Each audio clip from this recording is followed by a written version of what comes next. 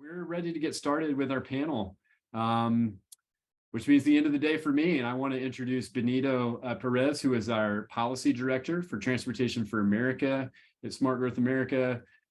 Most importantly, he's a DC United fan, but he's not here to talk about soccer today. He's going to talk with some amazing local advocates who are engaged. So with this, I'll turn it over to Benito. Thanks, everybody. Good afternoon or good morning, depending where you're joining us from, and hopefully my audio is still good. All right, I got the signal that we are. So hope everyone is doing well wherever you're joining us from. Thank you again. Benito Perez here, Policy Director of Transportation for America. Thanks, Steve, Veronica, and Scott for an engaging morning panel. What I definitely heard was we need to ensure that we're actively engaging the community, what they need, and meeting them where they are.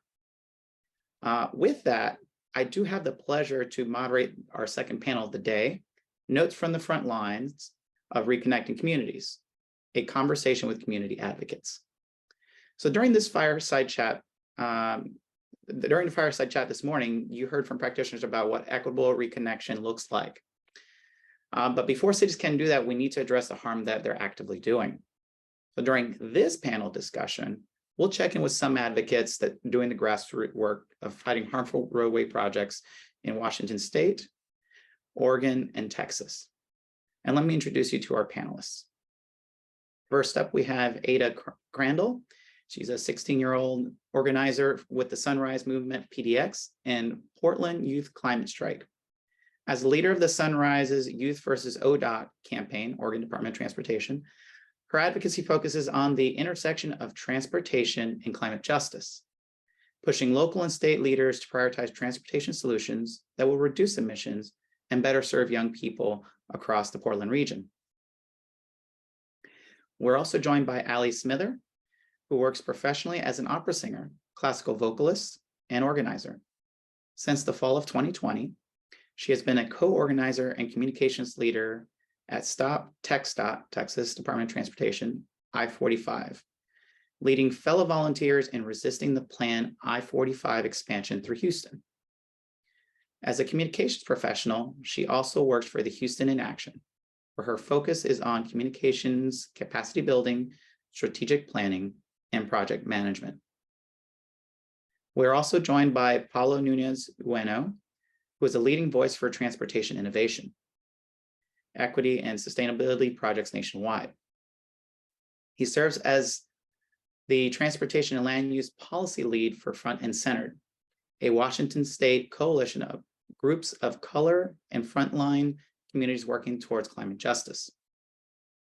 Around the country, Nunes-Ueno Consulting leads key strategic transportation projects, including projects at Princeton University, Memphis Area Transit Authority, ABQ Ride in Albuquerque, New Mexico, University of California, Davis, UC Davis Health Systems, Oregon Health Science University, and the Memphis Medical District Collaborative, among others.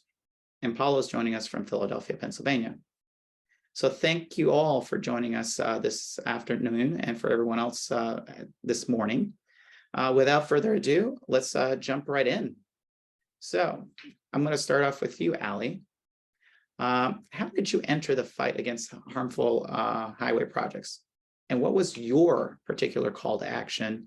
And what are you working on now? Yeah, absolutely. First, thank you all so much for having me. I'm so honored to be here, and I'm so proud to be one of the many loving organizers at Stop TxDOT I-45. We oppose the planned I-45 expansion, and our mission is to challenge the status quo of transportation and fight for all people in Houston to be able to participate in the decisions that affect their health, safety, and mobility. As Benito said, I'm an opera singer. That is my first trade, opera singer turned communications professional. Now I do both. And the way I came to this fight is a real testament to the way that Stop TxDOT I-45 is structured. We are very open, inviting, loving, and we really encourage people to show up with the skills and the knowledge that they have and learn, but also lead with their unique skill sets.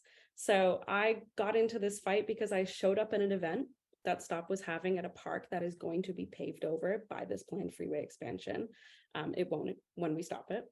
But I showed up at this event And I then showed up at a general meeting and I learned about what was going on. And at the time we were collecting signatures, not signatures, but comments on the FEIS. And we were looking for ideas on how we could get people to fill out these comment forms. And my husband and I are musicians. So we said, what if we do some concerts at the park and we'll have people come and they can fill out their comment cards while they're listening. And maybe we'll get people who wouldn't have otherwise engaged in this involved. And then it just kind of went from there. And here we are almost 3 years later. And I guess what my call to action with this was, I mean, the planned I-45 expansion is truly a racial justice issue, right? We cannot keep paving over historic communities of color. We know wider freeways don't work. It just immediately made sense to me. But what called me to organize as part of this group is that STOP is really grounded in a vision for what's possible. I think a lot of the time people think of, opposition to a project being very like stick in the mud, but really this is a group of people who really care about transportation in Houston, and we want transformative things that are going to change communities and really invest in a future that's going to take care of all of us. So I think that was my initial call to action. And then a recent call to action I had was we were out door knocking, and I've knocked on this one person's door 3 times in the past 2.5 years. And he said to me, this time I came back with one of the amazing people from our language justice team. And he said, you guys are the only people that have ever come and talked to me about this. And this is someone who lives right beside the planned expansion.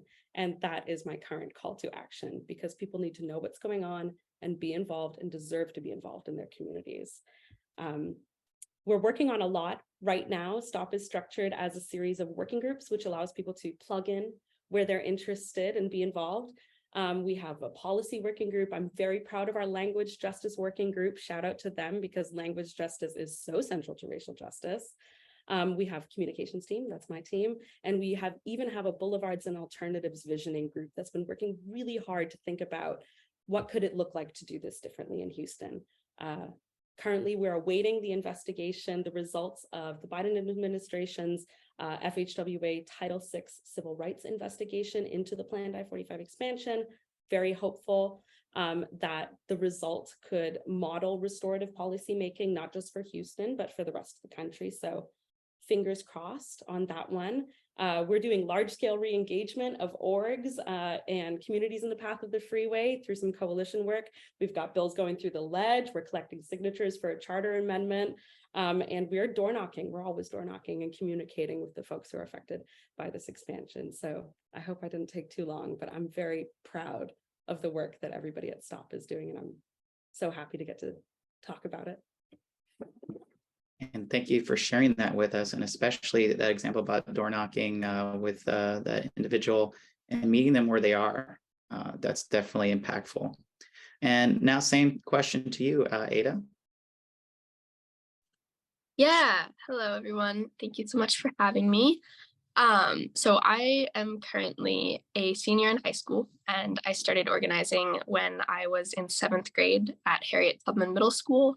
My school was right next to one of the busiest parts of the Interstate 5 freeway, and my classmates and I started learning about the pollution associated with I-5, because I think before we really realized that, like, we would walk outside to recess and we would see a playground and a field and this grass and like people playing soccer, and then you look a little bit farther and there's these thousands of giant diesel trucks passing the school every day. And so upon learning that diesel pollution is linked to things like asthma and lung cancer, it felt like I didn't really have a choice but to start organizing. At the time, like, I was just doing what I felt was the obvious thing to do. If you're a 13-year-old in that situation, it's like, I don't know, I'm not just going to stand there and do nothing while my classmates are literally getting sick because of the air that we're breathing at recess or walking to school. And so we formed an environmental justice club at the school, and we started advocating against the expansion of that freeway. Because it was already terrifying, just like the current situation with the air pollution. And so then realizing that the Oregon Department of Transportation had plans to take that freeway and make it even bigger just felt like sort of a slap in the face, especially after winning some legislation that would regulate diesel emissions in the state of Oregon. It felt like we were just still being pushed backwards. And I think originally, like, that call to action was very centered in, like, this is about the immediate safety of my classmates and I. This is an issue of air pollution. And I think as I've learned more and as I've stayed involved in these things, I've realized, like, yes, it is about air pollution and the students at Harriet Tubman Middle School, but it's also this broader issue of climate injustice and racial injustice and transportation injustice. And why do we have a system that is prioritizing adding lanes to a freeway and making things easier for drivers when students and communities are suffering the impacts of that every single day? And I think it was especially frustrating witnessing the sort of dichotomy of, like, students getting hit by cars walking and biking to school because we didn't have safe crosswalks there. Meanwhile, $800 million are being poured into widening this freeway. And I think it made it very clear to me at a young age, like, where our state's priorities are and how that's not working for people.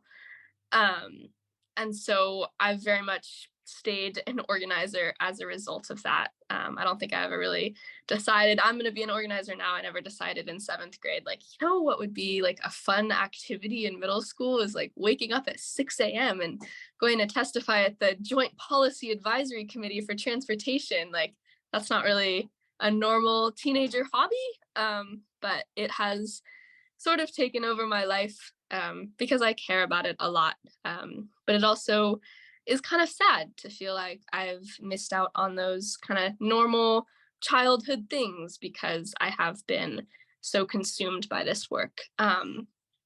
But anyways, it is good to see that, like, that is paying off and we are making progress. We have bills in the legislature right now that would add potentially a youth representative to the Oregon Transportation Commission, which is one of the demands that Sunrise PDX made starting in April 2021. We rallied every other week outside the Oregon Department of Transportation headquarters in Portland with demands to stop the freeway expansions as well as to diversify this commission. And so it's amazing to see some of those things that young advocates started demanding so long ago, like, actually becoming legislation. And so that's definitely the priority lately and moving forward. Thank you for that, Adah. And I think also the take here for me is it doesn't matter how young or old you are, you know, get involved. And Paulo, same question to you. So amazing to hear these stories from Ali and Adah. I'm so happy to get to know the work that you're both doing.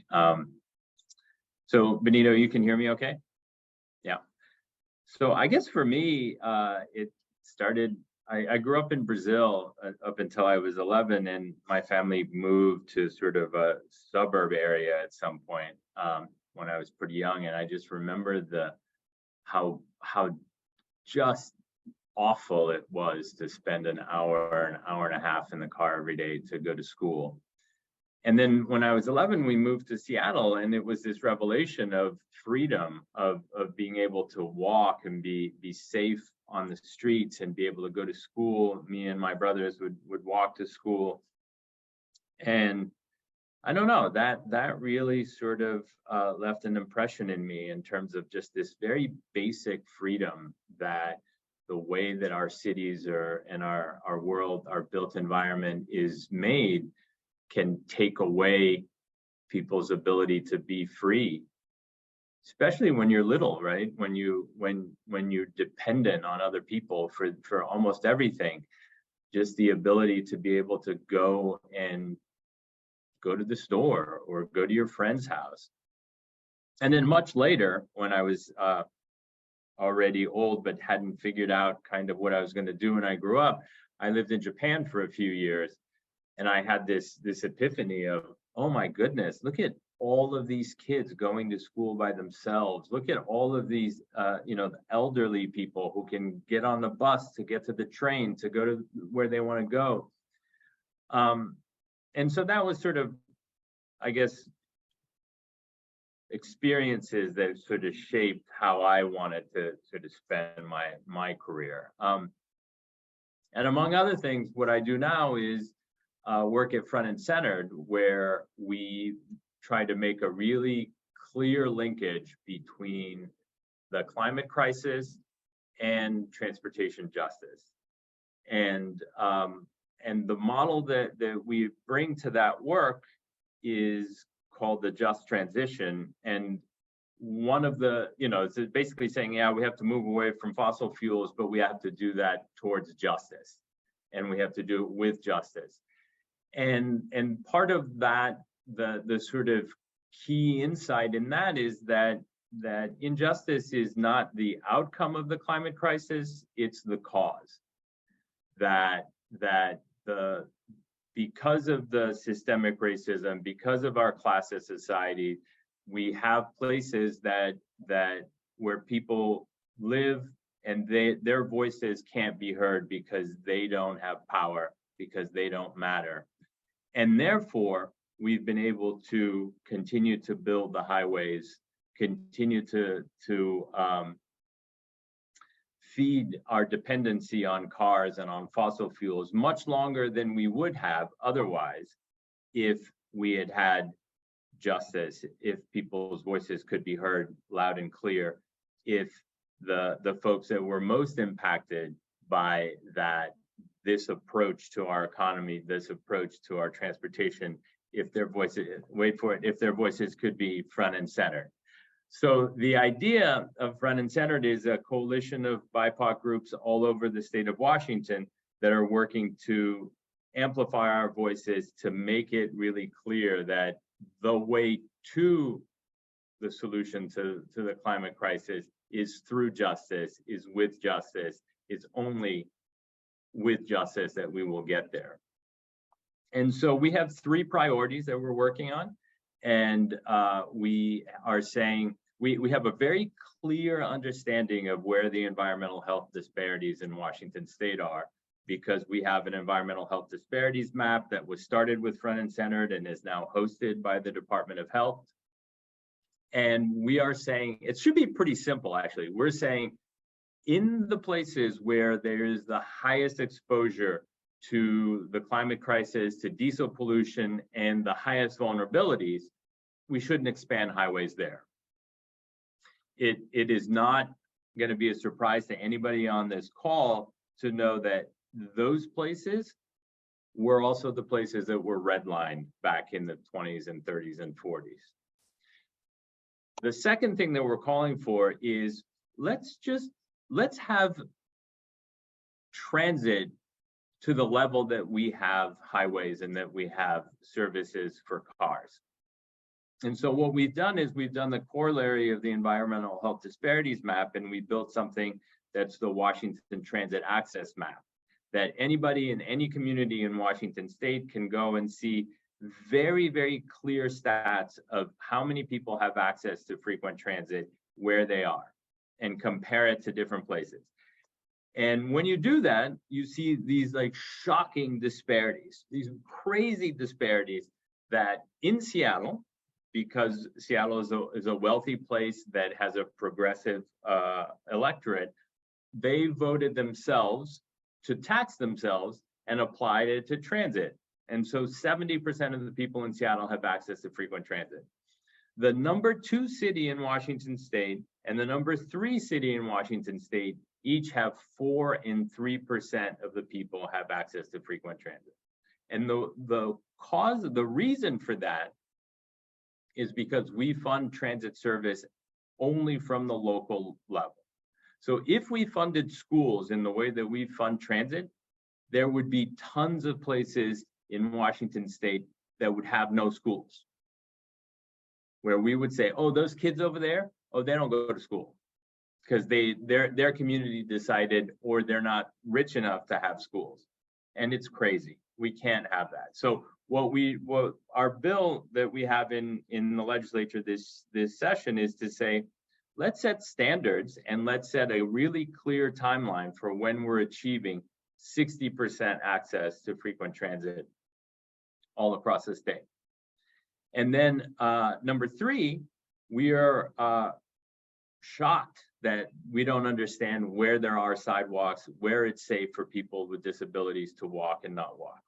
And so we are asking the legislature to fund a very thorough inventory mapping data exercise to capture where there are sidewalks, where there aren't sidewalks, to make that routable, to make that shareable, so that we have as clear an understanding of the condition of our walking environment as we do of our roadways.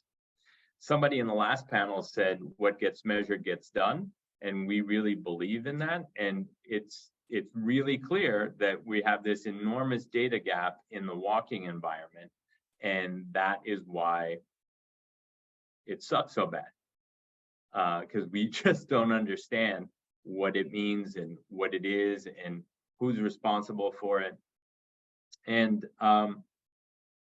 yeah, I guess my call to action really was seeing that there are so many clear needs that people that don't have a loud voice, children, older folks, people with disabilities have.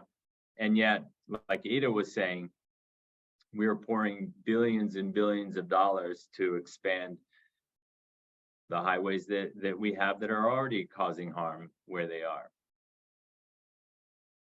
Thank you, Paulo.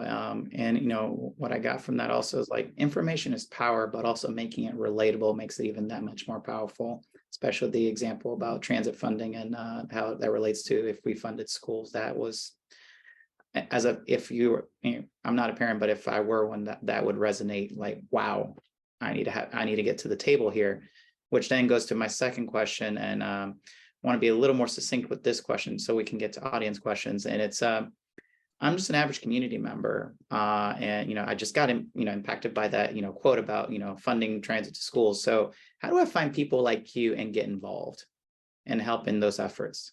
And I'll punt over to you, Adah, first, then to Paulo, and then to Ali. Yeah, I think first know that you don't have to be an expert to be involved in these things. You don't need to know all the technical policy language or like the urban planning jargon. Like your story and your lived experience is more than enough.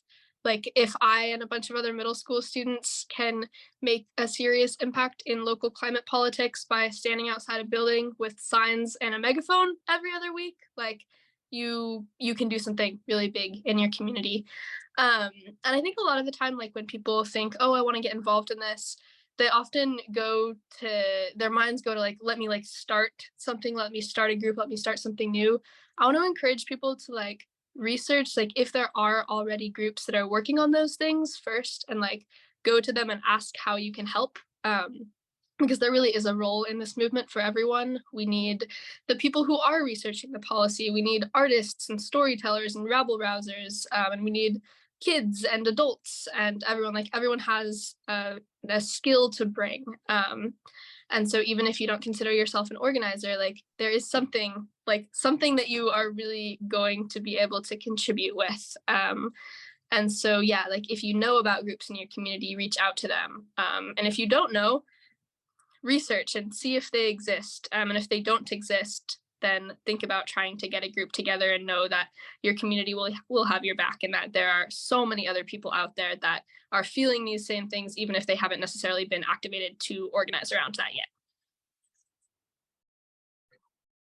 And what I would just add to that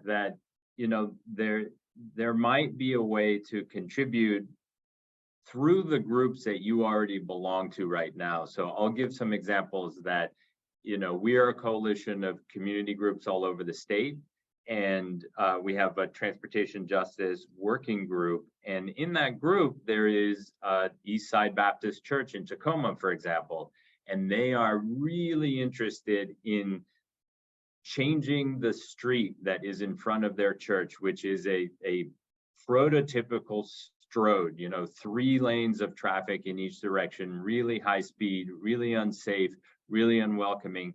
And they're a church, but they are really bringing their voice to this. We have shout out to another group that's a member, Utopia Kent. They are an LGBTQ Pacific Islander group, and it's crazy. They're in a totally different place in the state. Their street is exactly the same. It's another surface level highway, and they built a clinic across the street from their community center, and they can't cross, right? So they're working to make a safe crossing across that, and they were able to put pressure, and they're going to get their crosswalk, and it's going to be a rainbow crosswalk. And I think that, you know, those are efforts that are at the local level that are also then going to the state level in terms of they're getting their chops and they're getting excited about working on transportation justice and linking it to climate justice at the state level. So that's what I would say. There might be a way in which your church, your local organization that you belong to already can participate. Wow, incredible. Everything Adah and Paulo just said times 10. Yeah, I would mirroring something, especially that Adah said, just don't be afraid to show up and not know and not understand or not know where to plug in.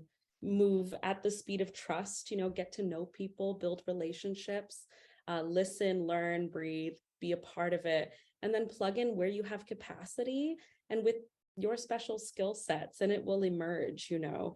And if you can't find people, if you've done your research and there isn't anybody, show up at the meetings, see who else is there, talk to who else is there, and the elegant next step, the right approach will emerge, especially if you're really grounded in relationships and listening to the people around you. Thank you for that. So I'm going to pivot a little bit. And this is one of our first audience questions, so which I'm going to take a little liberty here to break it up. And also as a recovering engineer from a state DOT and an MPO, but a lot of federal formula funds they currently favor highway expansion. That's kind of like, that's the bread and butter. That's the mentality of just keep building new roads. Now, from your perspective, how would you sway not only the state DOTs and MPOs, but local community members to think about this differently? Because otherwise they see this as a one-dimensional issue about relieving congestion. How would you help change the conversation? Go for it, Allie. Oh no, Paulo, I thought you were going to go for it. You're welcome to. No, go ahead. So I'm actually really excited someone put this question in, because right now one of the things STOP is working on is collecting signatures for a petition for a charter amendment on the ballot in November to change the proportional representation on our MPO because the Houston-Galveston Area Council affects so much. And currently Houston is 60% of the population, but only has 20% of the representation. So I mean, I think with all of these huge things that we're tackling, it's just all hands on deck. You try it from as many angles possible, but something we're really working on is, you know, we spend a lot of time looking at the HGAC TPC, the Transportation Policy Council, but the HGAC, our MPO, affects so much of our lived experience and nobody knows it exists, and that's by design. It is purposefully opaque, and this money is not benefiting the people of Houston in the way that it should be. So we're not just talking about transportation, we're talking about this intersectionally, we're talking about sidewalks, we're talking about flood money, we're talking about childcare, workforce development. It's all connected, and really like knocking on doors, seeing what affects people's lives and saying, actually, you know, this affects that. Let's get you roped into this. And really just explaining it on a very human level, because there's such a human cost to these things. So that's what we're working on, and you can check it out at fairforhouston.com, and I encourage you to. Thank you for that. And we'll make sure the link will be part of the notes. So Paulo and then Adah. Yeah, I think that's a really critical question. So we take this kind of three-step approach to all of this. We say, number one, we need to assert rights, that there are basic fundamental rights here at play in terms of things that benefits that every person, every community should have, and harms that nobody should be exposed to. And then number two, make it clear where these rights are being violated, right? The data and the stories of where these rights are being trampled. And then number three, make it very, use these two to create advocacy and policy change. So in doing that, we've developed something that we call the Transportation Bill of Rights that says, number one, nobody should get killed or maimed trying to get from place to place in our roadways and our sidewalks. And number two, even if you don't own a car, you should be able to lead a full life. Even if you can't drive because you have a disability or you can't afford to drive or you're too young, you should be able to participate fully in society. And it goes through 9 points. But I think that, I saw something that Steve posted in the chat that, the sort of, blinding people with jargon and blinding people with science and all of these things really, really, really get in the way of us just talking to communities and people seeing that they have a voice, because their right to be safe walking to school is just as important, more important than any bullshit level of service calculation that the state DOT or your local traffic engineer is concerned about maintaining. Mic drop. That's all. And Adah, anything else you want to add? Yeah, I feel like there are sort of two pieces to this. One is like the actual policy and like the ways that these systems are designed to prioritize roads. But I think I've sort of realized over the course of doing this work is that narrative really drives policy.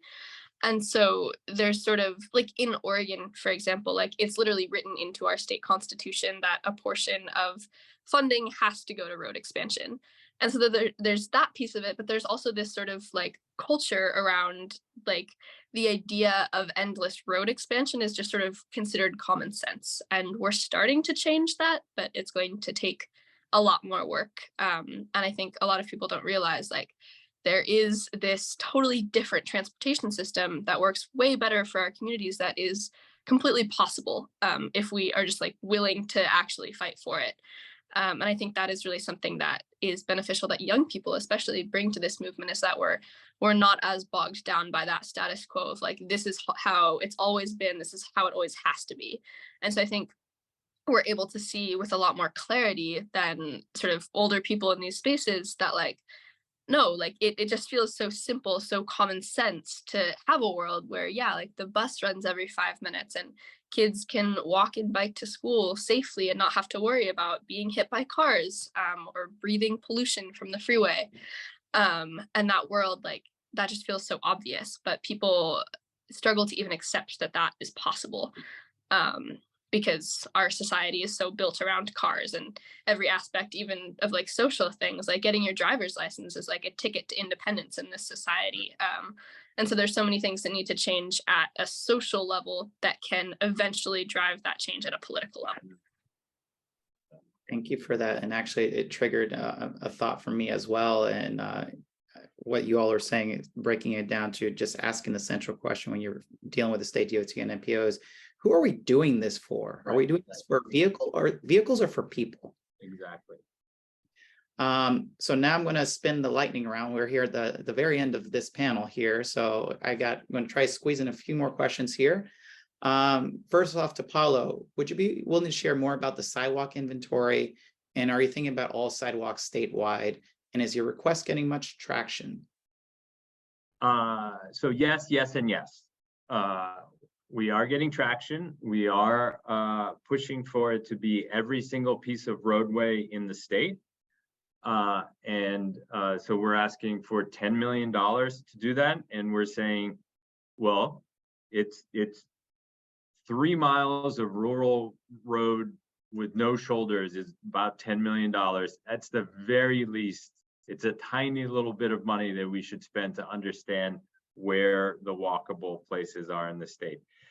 And ideally, this would be work that would be done by some computer scientists in the Tasker Center for Accessible Computing at the University of Washington and our Center for Transportation Research at the University of Washington that have come up with these really cutting edge data science processes to map sidewalks and to make them shareable and routable, so that I, for example, could say, I want to go from here to there.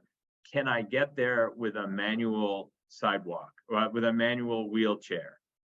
Is it possible for me to do that with a stroller? Is it possible for me to do that if I'm blind? And to have the same level of data that we have for roadways as we do for sidewalks, and then to be able to prioritize where we're going to build sidewalks and where they're really urgently needed. Thank you. And a quick question also that came in is also, can you drop in the, never mind, it looks like it just happened, the Transportation Bill of Rights. And likewise, the link, Ali, you were referring to, if you can drop that in the chat. And then now punting over back to, actually to you, Ali, is your thoughts about the relationship between your artistic practice and advocacy. Where does art and culture have to offer us in this moment of great inequality and opportunity? Oh, I'm so glad somebody asked this question. So Are you going to sing? I haven't warmed up today.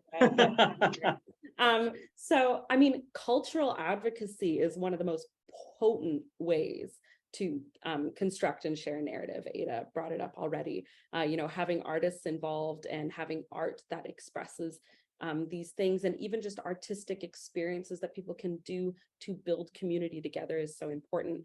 So we actually started doing some of this at Stop, back in December. We had a caroling event in one of the places that's going to be affected by another nearby planned expansion. And people could sing together and learn about what was going on. And that was so powerful and really brought people together. So one of the goals of our comms team moving forward in 23 is to really focus on cultural narrative. We're talking about doing I can never tell if it's a zine or a zine, but a zine to connect people artistically like that. My dissertation is on protest and movement music. So we are looking at writing some songs together, really singing together and being a part of that artistic practice, which brings people closer together physically also. So yes, I think I'm very invested in that, and I'm really excited. We're going to be doing a lot of that in 2023. So I hope if you're in Houston or otherwise, you knock on our door and get involved. Before final thoughts, one final question for you, Adah, is regarding new, younger leadership, especially in the stakeholders' decision making.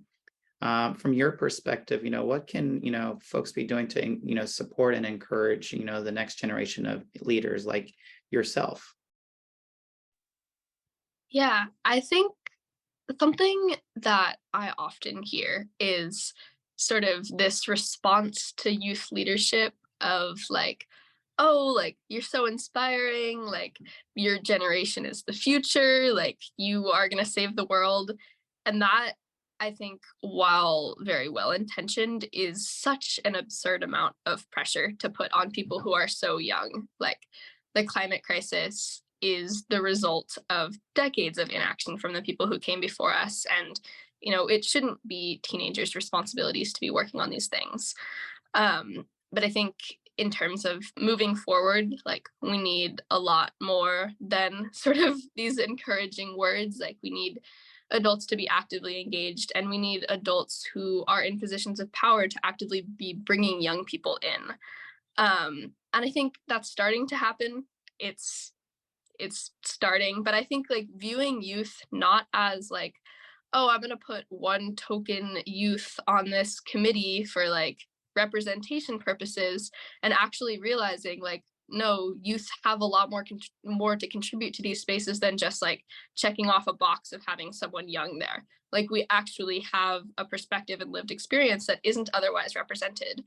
And I think that's been interesting to navigate, like starting to get into these sort of advisory committee spaces and realizing like, wow, like these adults know so much and have so much professional experience in this field and still are somehow just largely missing the actual down-to-earth version of like what is happening and what our communities are experiencing. Because I think it's really easy for there to be this disconnect between like the professional advocacy and like urban planning world and then actual communities who are living this stuff every day. And so, yeah, and then also just like making sure that your spaces, if you want youth involved, making those spaces accessible to youth. Like recently in Oregon, the Senate Environment Committee was like, we're going to have a youth hearing where we listen to the youth. And they scheduled it for 1 p.m. on a Tuesday, which like, all of us are in school. And so just thinking about like, how can we actually make these spaces accessible? How can we actively be bringing youth in and giving us the voice that we deserve, not just to check off a box, but because it actually matters. Say it louder. But as we wrap up now, thank you so much. Parting words, 30 seconds. Any last minute advice or thing you want to say? Start with you, Adah, Ali, then Paulo.